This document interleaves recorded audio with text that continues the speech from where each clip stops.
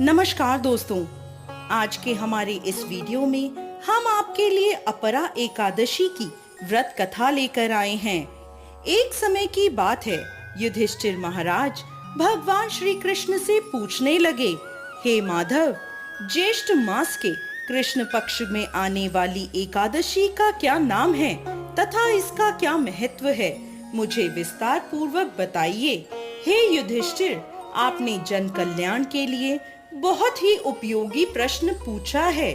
ज्येष्ठ मास के कृष्ण पक्ष में आने वाली एकादशी का नाम अपरा एकादशी है। यह एकादशी प्रेत योनि में गई हुई जीवात्मा को मुक्ति प्रदान करती है। इसलिए इस एकादशी के दिन अपने पूर्वजों का ध्यान करते हुए व्रत का पालन करना चाहिए। पुरातन समय में महीध्वज नाम का एक महान राजा राज्य करता था। वो बहुत ही धर्मात्मा था। उसके राज्य में प्रजा सुख पूर्वक निवास कर रही थी।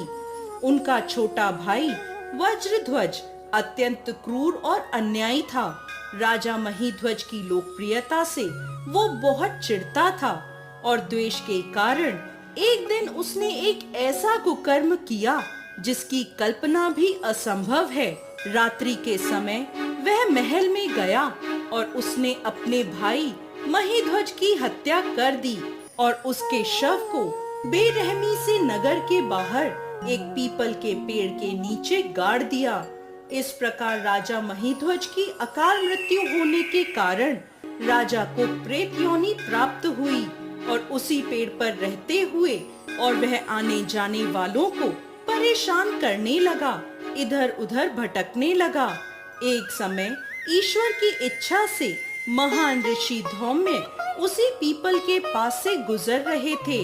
तब उन्हें उस प्रेत के होने का आभास हुआ। अपने तपोबल से उन्होंने उस प्रेत को देखा और यह भी जान लिया कि उसकी यह दुर्दशा कैसे हुई थी।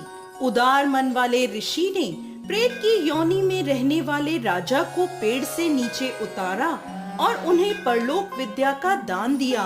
करुणा से वशीभूत होकर ऋषि ने राजा को प्रेत योनि से मुक्ति प्रदान करने हेतु अपरा एकादशी का अनुष्ठान किया और उन्होंने एकादशी का पुण्य फल राजा को अर्पित कर दिया। इस पुण्य फल के प्राप्त होते ही राजा महीध्वज की प्रेत योनि से मुक्ति हो गई और वह ऋषि को धन्यवाद देते हुए दिव्य विमान में विराजमान होकर वैकुंठ को चले गए। कथा को